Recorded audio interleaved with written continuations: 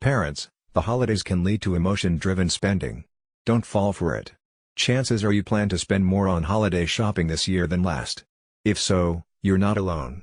The average consumer expects to shell out $1,000 this year, up 4.1% from last year, and yet, nearly 40 million Americans are still paying off 2017's holiday credit card debt, according to the NerdWallet survey of more than 2,000 U.S. adults found that.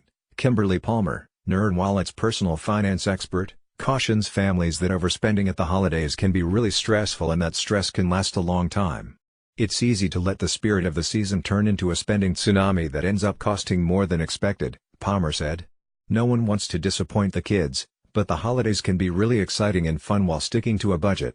Those wish lists can be a real challenge. Many parents try to buy everything on the list, even if it means blowing up their holiday shopping budget. The T. Rowe Price found that. Stuart Ritter, a senior financial planner at T. Rowe Price, says the survey results show that some parents are forgetting long-term priorities in order to make their kids happy right now. As parents, we make those kinds of trade-offs all the time, between what might make our kids happy in the moment and thinking about the future, Ritter told NBC News Better.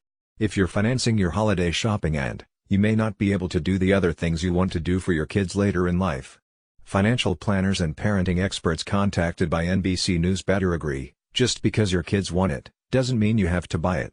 Bruce McClary, vice president of marketing at The cautions that during the gift-giving season can lead to some serious financial headaches. A child's wish list is not a directive for parents to spend themselves into a sea of red ink, McClary said. While buying your children everything they want for the holidays might lead to a few happy moments in December, depleting your savings or to purchase those gifts can cause misery that lasts well into the new year.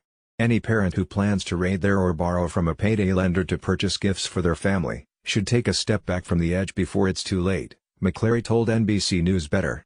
While retailers encourage kids to have wish lists, it seems Santa knows if you're naughty or nice, but not what you'd like him to bring you. Parents don't need to encourage them to do this. Liliana Lengua, director of the grew up in a family that didn't make holiday wish lists. It meant parents and relatives needed to put a lot of thought into what the children needed and might like, she said. While retailers encourage kids to have wish lists, it seems Santa knows if you're naughty or nice, but not what you'd like him to bring you. Parents don't need to encourage them to do this. If you're going to have a wish list, you might want to put some boundaries on it to avoid the rampant, lavish and expensive gifts that can end up on those lists, Lengua said.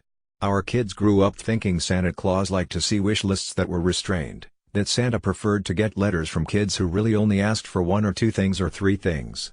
And maybe one of the things you ask for could be a gift for someone who might not otherwise get something. Experts advise parents to have an age-appropriate conversation with their children. Share your family values about gift-giving and explain that there's a limit to how much you can spend on presents.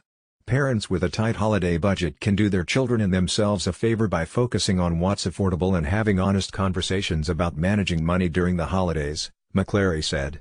Those lessons might be the gift that outlasts all others. Bye. Want more tips like these? NBC News Better is obsessed with finding easier, healthier and smarter ways to live. And follow us on, and. Herb Wisbaum, one of America's top consumer experts, is a regular contributor to NBC News Digital.